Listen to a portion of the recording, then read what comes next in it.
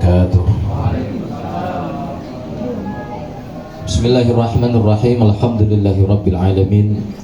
Alladzi nahmaduhu wa nasta'inuhu wa nastaghfiruh wa natubu ilaihi wa natawakkalu alaihi. May yahdihillahu fala mudilla lahu wa may yudlilhu fala hadiya lahu. Asyhadu an la ilaha illallah wahdahu la syarika lahu wa asyhadu anna sayyidina wa maulana Muhammadan abduhu wa rasuluh la nabiyya wa la rasula ba'da. Allahumma shalli wa sallim wa barik wa majid wa karrim wa azim wa tarham wa tahannan ala sayyidina wa habibina wa nabiyina rasulillah Muhammadin ibni Abdillah wa ala alihi wa sahbihi wa tabi'ina wa man tabi'ahum bi ihsanin ila yaumil qiyamah. La haula wa la quwata illa billah, amma ba'da.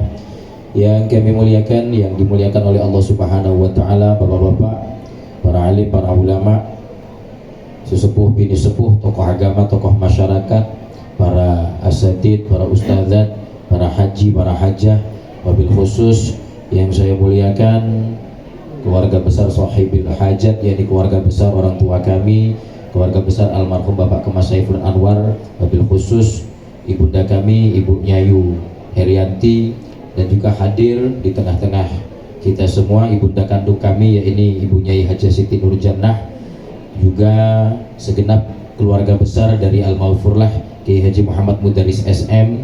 Wabil khusus hadir di samping kami ini kakanda kami kandung Kiai Haji Muhammad Ubaidillah Luaid Dimsi KMSI.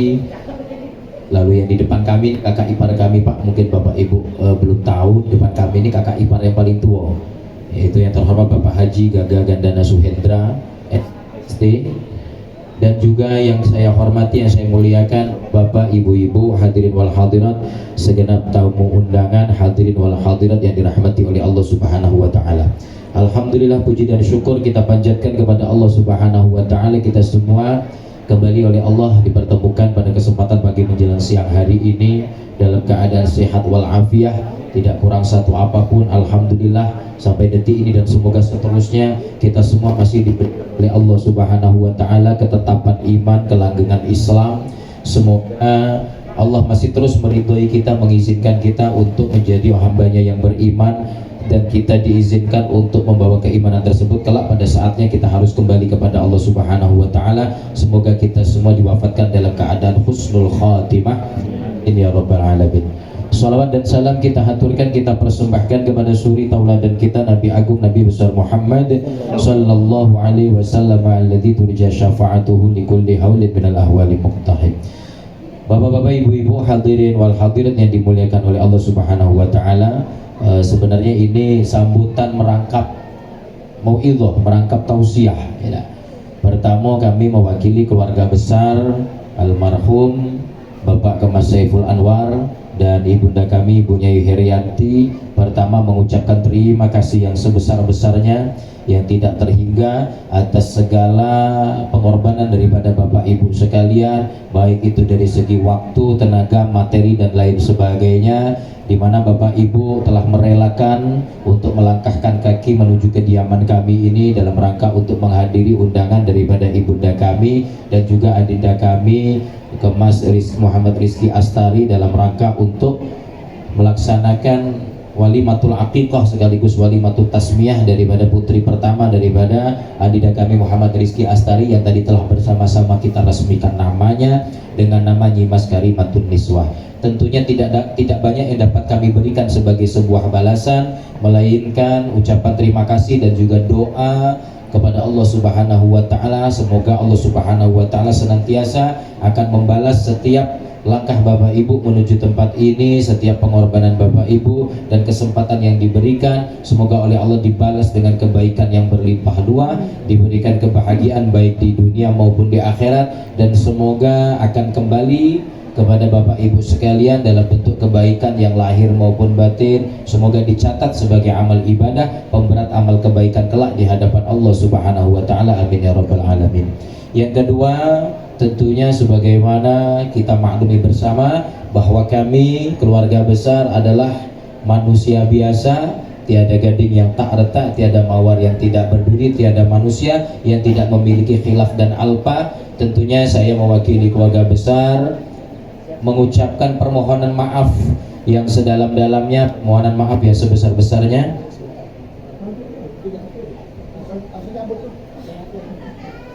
Maju lagi, cabut, cabut.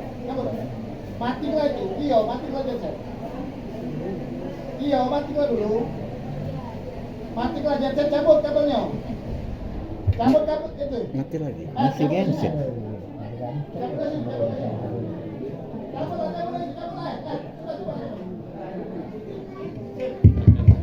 Ya, hari ini banyaknya iklan, Pak. Biasa acara kalau bagus tuh iklannya banyak. Ya, kita balik lagi. Kami mewakili keluarga besar tentunya mengucapkan permohonan maaf yang sedalam-dalamnya, permohonan maaf yang sebesar-besarnya kepada Bapak Ibu hadirin hadirat sekalian. Jikalau tentunya pada pagi hari ini, mulai dari sejak acara sebelum dimulai sampai nanti pada akhirnya, pada ujungnya acara akan ditutup, jika terdapat banyak sekali kekurangan, mulai dari cara kami menyambut Bapak Ibu sekalian, menempatkan, melayani, sampai mungkin nanti hidangan yang kami sediakan tidak memenuhi daripada selera Bapak Ibu, mungkin kurang manis, kurang asin, kurang pedas dan lain sebagainya, kami mewakili keluarga besar memohon maaf yang sebesar-besarnya, memohon maaf yang sedalam-dalamnya. Semoga apa yang menjadi kekurangan kami ini dapat dimaklumi di hadapan Bapak sekalian, dan tentunya setulus-tulusnya, sedalam-dalamnya kami memohon ampunan kepada Allah Subhanahu wa taala. Bapak Ibu hadirin wal hadirat yang dimuliakan oleh Allah Subhanahu wa taala, perlu kami sampaikan bahwa Ananda yang tadi barusan kita sama-sama resmikan dan kita cukur, resmikan namanya dan kita cukur rambutnya, yakni Ananda Nyimas Karimatun Niswah, merupakan cucu yang kelima, cucu yang kelima dari almarhum almaghfurlah orang tua kami Bapak Kemas Saiful Anwar, dan juga ibunda kami Ibunya Yuherianti, cucu yang kelima. Karena kalau diurut 4 yang pertama itu anak kami kalau ya. Ini cucu yang kelima dari anak kedua daripada orang tua kami. Jadi dari mantu kedua ini adalah anak yang pertama kalau dari mantu yang kedua. Tapi kalau dari mantu pertama ini dihitungnya mantu pertama kedua, berarti ini jatuhnya sudah urutan cucu yang kelima. Alhamdulillah. Tentunya kami tidak lain memohon kepada Bapak Ibu sekalian untuk hadir di tempat ini, sekaligus untuk mendoakan semoga keturunan zuriyah daripada cucu-cucu daripada orang tua kami tersebut oleh Allah Subhanahu wa taala senantiasa diridhoi untuk menjadi putra-putri yang sholihin sholihat, putra-putri yang bermanfaat, nafi'in nafi'at, yang berilmu, berakhlakul karimah, dan tentunya diberikan kemampuan dan keistiqomahan serta pertolongan dan kemudahan untuk dapat bertakwa kepada Allah, untuk dapat meneladani Rasulullah, dan tentunya berbakti kepada kedua orang tuanya, dapat menjadi pelipur hati, dapat menjadi qurratu a'yun bagi hati kedua orang tuanya, dan kelak akan dapat menjadi syafaat bagi kedua orang tuanya kelak di akhirat di sisi Allah Subhanahu wa taala. Karena kami tidak dapat meminta banyak, melainkan tentunya ketulusan dari Bapak Ibu sekalian, hadirin hadirat sekalian, untuk sekiranya dapat mendoakan. Karena disebutkan dalam sebuah hadis, la yaruddul qada illa du'a, tidak ada yang bisa merubah ketetapan Allah melainkan doa. Siapa tahu mungkin di dalam catatan mereka, para putra putri ini, para jabang bayi ini, para anak-anak ini terdapat tulisan takdir yang kurang baik di sisi Allah Subhanahu wa ta'ala, terdapat tulisan ketetapan qadar Allah yang mungkin kurang baik, kurang bagus untuk kehidupan perjalanan kehidupan mereka. Berkah daripada doa Bapak Ibu sekalian, tulisan-tulisan yang tidak baik itu dihapus oleh Allah Subhanahu wa taala, kemudian digantikan dengan ketetapan yang lebih baik, digantikan dengan ketetapan yang terbaik, dan juga terbaik untuk kehidupan mereka, khususnya ketika mereka menapaki usianya, hidupnya ketika di dunia. Semoga kebaikan itu dapat mereka jadikan sebagai bekal yang begitu berharga kelak untuk kembali kepada Allah Subhanahu wa taala. Bapak Ibu hadirin wal hadirat yang dimuliakan Allah, dikatakan oleh ulama dalam sebuah syair, ni'amullahi 'alal ibadi katsirah wa ajalluhunna najabatul aulad, bahwa nikmat-nikmat Allah itu kepada hamba-hambanya itu katsirah, sangat banyak. Banyak sekali nikmatnya, mulai dari nikmat ruh, nikmat akal, nikmat hati, nikmat kesehatan dan lain sebagainya. Tetapi wa ajalluhunna najabatul aulad, ternyata kata ulama, nikmat yang paling agung itu anak yang baik, anak yang bagus, anak yang soleh, anak yang berbakti. Kenapa? Karena sesehat-sehat uang tua itu pacak langsung mendadak jantungan kalau punya anak nakal. Jadi percuma nikmat sehat kalau anaknya cak belis. Ujung-ujungnya wong tua pacak jantungan oleh gawe anak. Sebanyak-banyak duit, sebanyak-banyak uang yang kita simpan di bank kadang-kadang habis koret oleh sebab anak kecanduan narkoba, ketangkep polisi untuk nebus bebaskan dan lain sebagainya. Tetapi kebalikannya, kadang dengan anak yang baik, meskipun orang tuanya sakit, wong tua yang sakit-sakitan tidak pacak berjalan, ini pacak naik haji asal punya anak yang baik. Contohnya adalah Al-Imam Uwais Al-Qarni. Imam Uwais Al-Qarni punya ibu yang tidak kuat berjalan lagi, yang sudah lumpuh. Tapi beliau Uwais Al-Qarni punya cita-cita untuk cak mano caranya ngajak ibundanya ini bisa berhaji ke Baitullah. Sedangkan perjalanan dari Yaman, dari tempat Uwais Al-Qarni tinggal menuju ke tanah suci Mekah Al-Mukarramah harus melalui perbukitan, pergunungan. Maka Uwais Al-Qarni setiap hari melatih fisiknya dengan naik turun gunung dengan gendong seekor kambing yang sekiranya kambing itu beratnya sama dengan berat badan ibunda. Ketika Uwais Al-Qarni merasa sudah cukup ringan untuk melakukan itu semua, maka pada musim haji berikutnya Uwais Al-Qarni sepanjang perjalanan pergi pulang, tawaf, sa'i, jamarat dan lain sebagainya, melakukan semua itu berdua dengan keadaan menggendong ibunya. Jadi berdua ini dia yang berjalan, ibunya digendong di punggungnya. Nah, ibunya digendong di punggungnya. Terbayang kalau paling enteng seorang ibu beratnya 40 kilo baik. Perjalanan dari Yaman ke kota suci Mekah itu Bapak Ibu, kalau naik bis baik kurang lebih 14-15 jam. Naik bis dengan kecepatan lumayan di atas 100 itu 14-15 jam. Tapi ini ditempuh oleh Uwais Al-Qarni dengan keadaan relatif banyak berjalannya. Masya Allah, berapa bulan berjalan kaki sambil menggendong ibu. Ini dikatakan oleh ulama wa ajalluhunna najabatul aulad. Ibu yang tidak pernah punya mimpi untuk bisa naik haji pun berkat punya anak yang berbakti, punya anak yang baik, kekurangan tidak mampu berjalan lumpuh itu ternyata bukan halangan untuk membuat ia sampai beribadah di hadapan Baitullah. Barokah dari ia memiliki seorang anak yang baik yang berbakti. Dan tentunya memiliki anak yang baik dan berbakti itu bukanlah sebuah hal yang bersikap instan. Tidak semudah membalik telapak tangan. Hal pertama yang harus dilakukan kata ulama, solahul aba sababun li solahil abna. Bahwa kesolehan orang tua itu adalah faktor utama yang akan menyebabkan kesolehan anak-anaknya. Tidak mungkin, mustahil bisa dikatakan kalau ada wong tua yang tidak mau berubah menjadi lebih baik, menjadi lebih soleh, kemudian dia punya mimpi punya anak yang soleh. Memang kita maklum bahwa senakal-nakal wong tua, seburuk-buruk bapak ibunya, itu tidak kepingin anaknya pecah dia. Bisa kita pastikan sebandit apapun bapaknya ini begal atau maling kelas atas, pasti tidak punya harapan kalau anaknya bakal ngelanjutkan gawean dia. Pecahnya aku belum terdengar kalau ada, ini kalau wong Islam nian kalau wong Islam nian.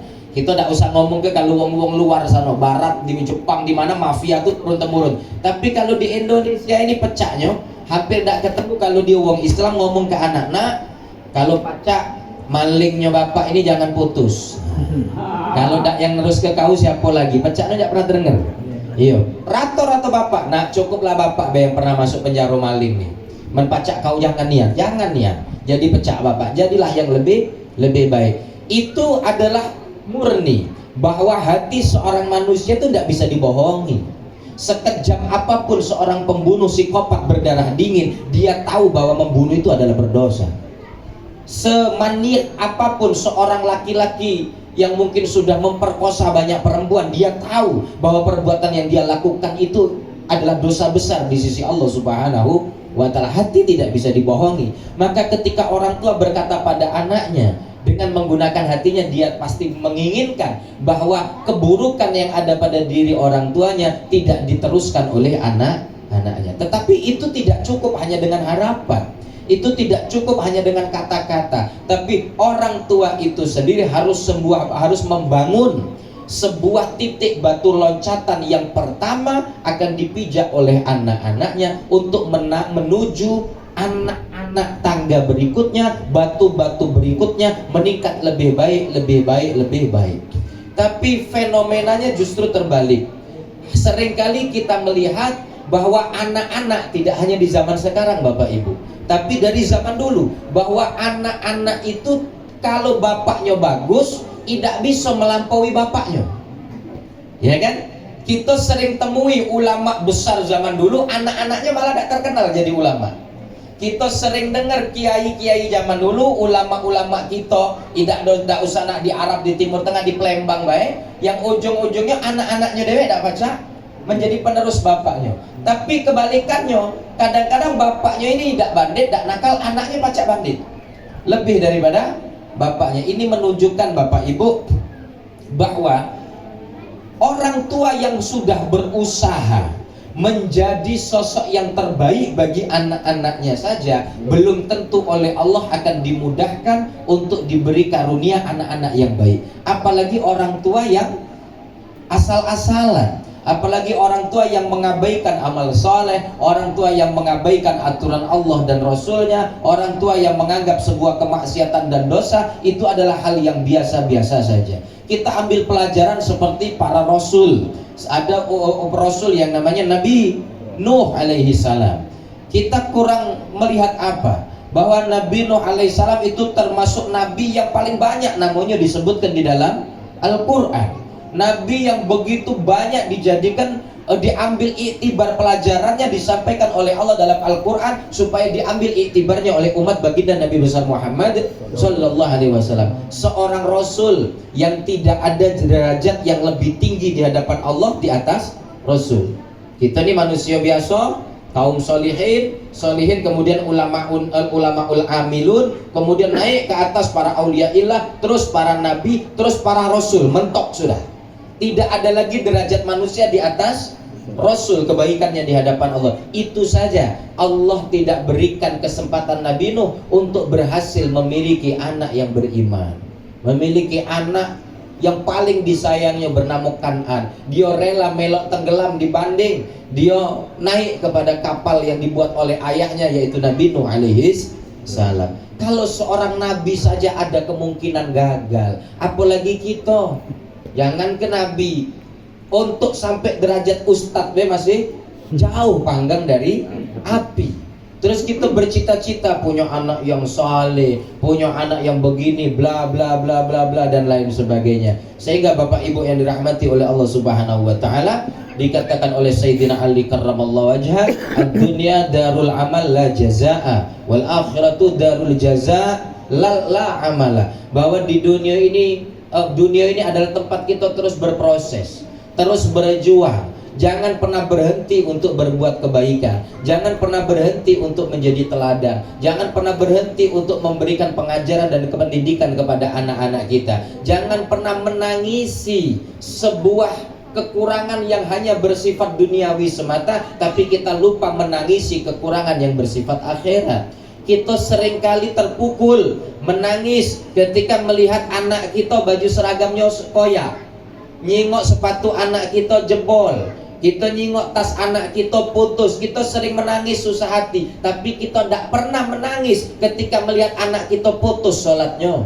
Kita tidak pernah menangis ketika melihat anak kita jauh dari zikirnya, tidak pernah lagi megang Qur'annya, tidak berangkat ngaji ke tempat pengajiannya, tidak berkumpul dengan teman-teman terbaiknya. Kita tidak pernah menangisi itu, tapi kita langsung kepikiran cak mano caranya jahitkan baju yang koyak tadi, cak mano caranya kita memperbaiki sepatunya yang jebol, atau bahkan membelikannya yang baru kalau kita mampu. Tapi kita tidak pernah berpikir bagaimana memperbaiki sholat anak-anak kita, bagaimana memperbaiki bacaan Quran anak-anak kita, bagaimana memberikan kesadaran tentang kewajiban agama kepada anak-anak kita. Padahal Nabi sudah mengingatkan kepada kita sederhana, muru auladakum bisolati inda sab'in. Perintahlah anak kalian untuk melakukan sholat ketika umur 7 tahun.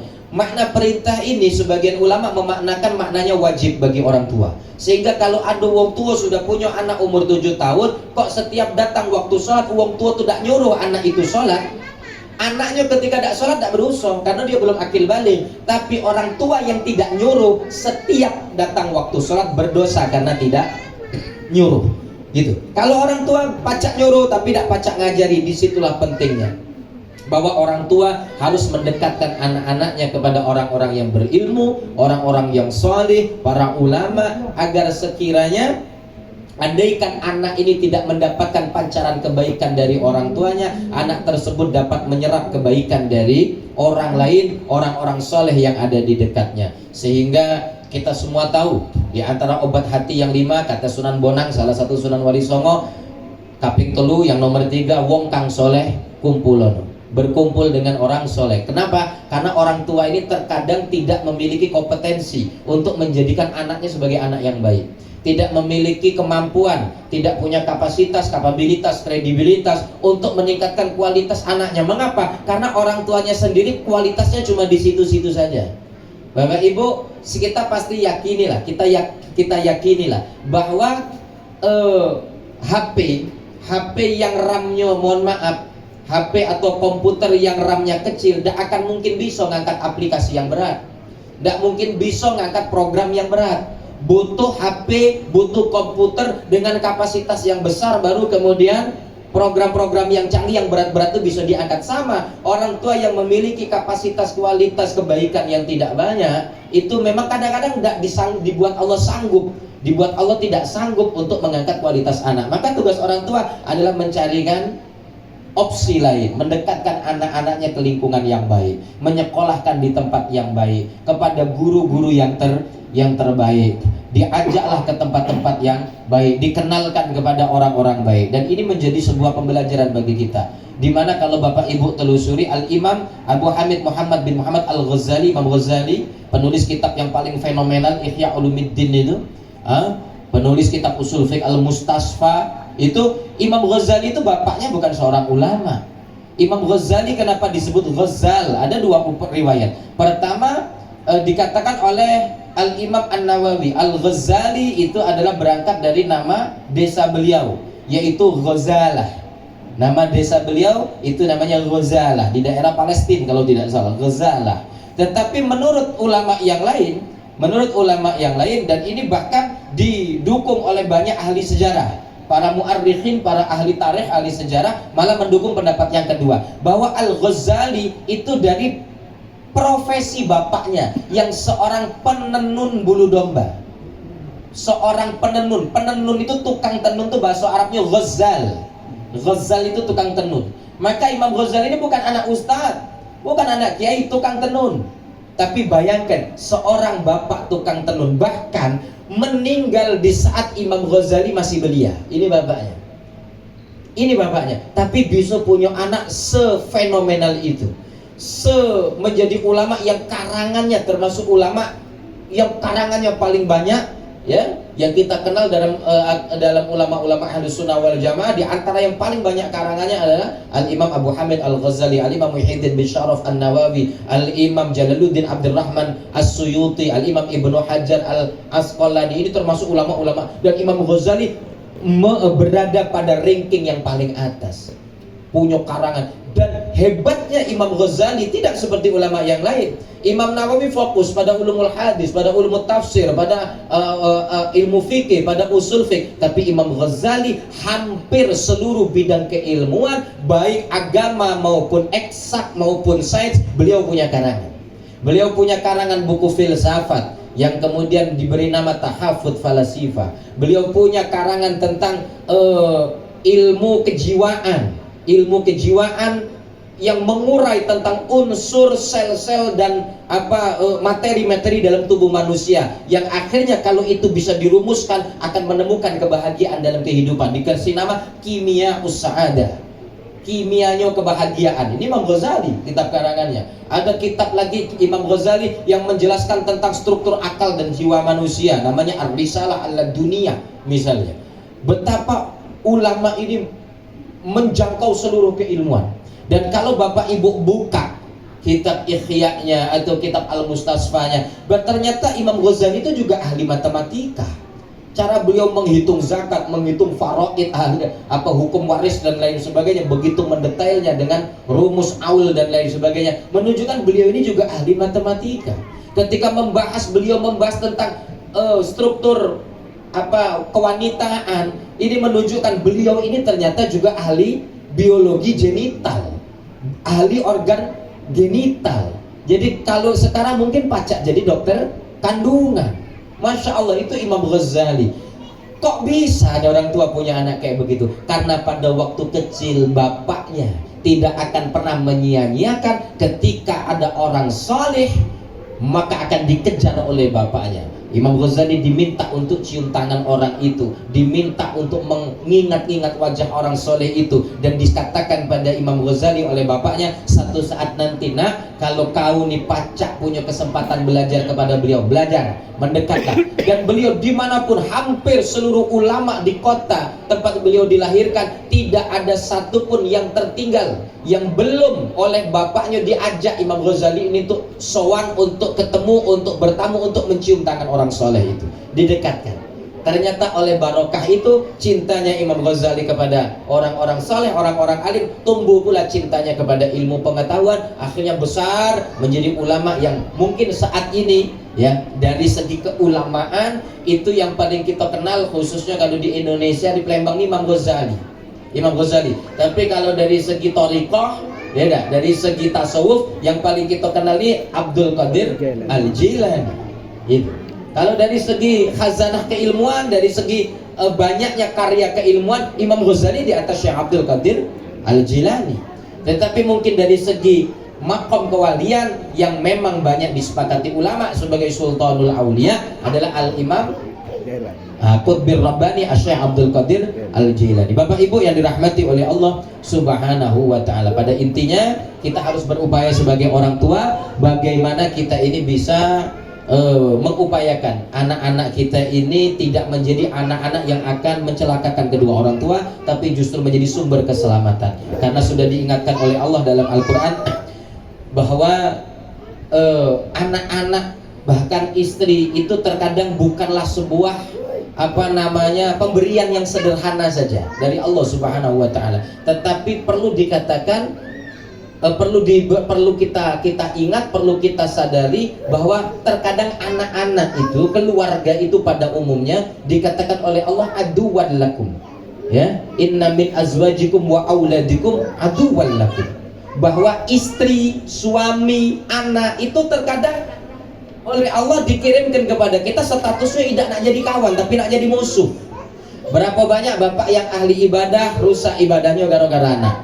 Berapa banyak bapak yang ahli sodakoh rusak sodakohnya gara-gara anak? Berapa banyak, dan seterusnya dan seterusnya. Berapa banyak perempuan yang tadinya perempuan yang baik, yang solihah, tiba-tiba bertemu suami yang tidak baik, menjadi perempuan yang fasikoh. Berapa banyak kebalikannya, laki-laki yang baik ketemu perempuan yang tidak baik, menjadi laki-laki yang tidak baik. Inna min azwajikum, Allah pakai bahasa azwaj. Azwaj ini bisa lanang bisa betina.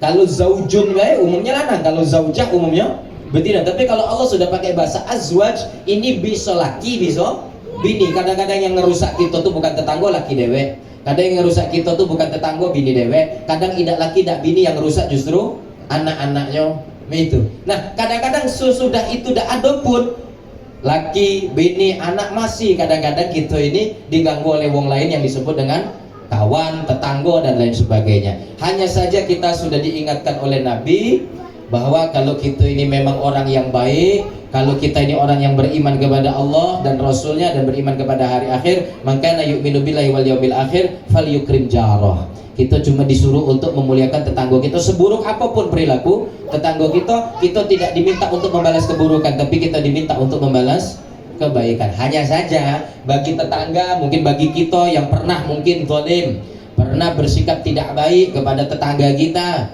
atau pernah membuat sebuah bentuk kesalahan kepada orang lain, perlu kita ketahui, bersikaplah kepada orang lain selayaknya kita pengen wong lain bersikap dengan kita.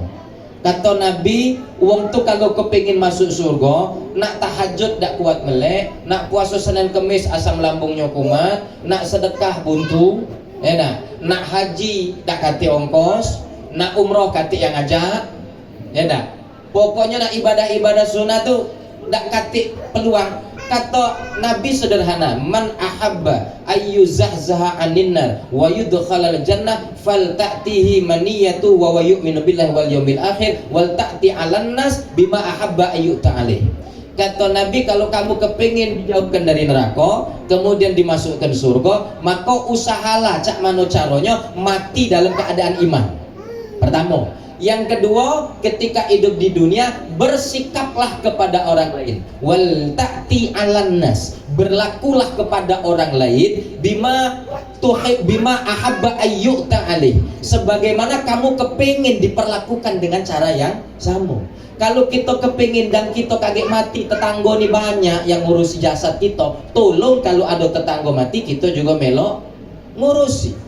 Kalau kita kepingin kaget kita mati, banyak yang nyolati kita, tolong kaget kalau ada tetangga kita mati, kita ini melok nyolati. Kecuali beberapa jenis orang yang di dalam syariat memang tidak dianjurkan. Misal perempuan-perempuan yang masih cantik memang tidak diizinkan keluar rumah kalau sedang tidak tanpa izin suaminya. Jadi tidak usah belandas juga kalau masih cantik ada yang mati nak melok nyolati juga. Dalam di syariat memang perempuan yang masih muda tidak dianjurkan. Tapi laki-laki jangan.